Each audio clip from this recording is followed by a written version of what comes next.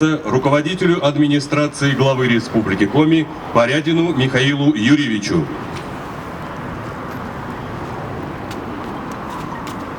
Уважаемые товарищи, дорогие друзья, сегодня ровно 10 лет с того момента, когда была завершена контртеррористическая операция в Чеченской Республике. Это были тяжелые, страшные времена, и мы всегда чтим и будем чтить память тех, кто не вернулся, кто оставил свою жизнь, кто отдал свою жизнь, будучи верным воинской присяге.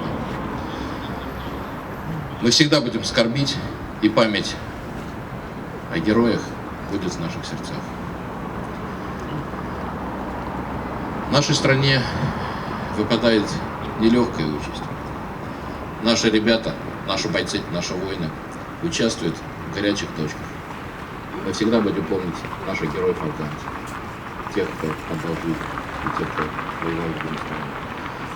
И в разных горячих точках, где мы нужны и где мы помогаем защищать наше единство, нашу Родину, наше Отечество. Сегодня мы начинаем очень хорошую традицию. Мы закладываем капсулу с землей, с боев чеченской земли, Чеченской Республики. Эта традиция должна быть продолжена. Все ветераны могут последовать этому. И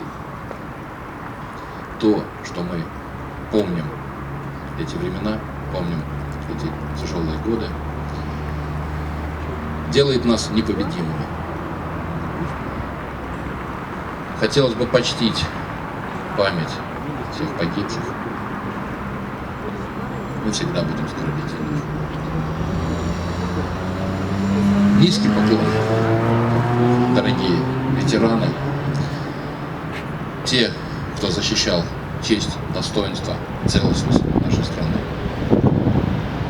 Мы сделаем все для того, чтобы память о подвиге, о ваших сражениях по верности присяге была увековечена для наших потомков.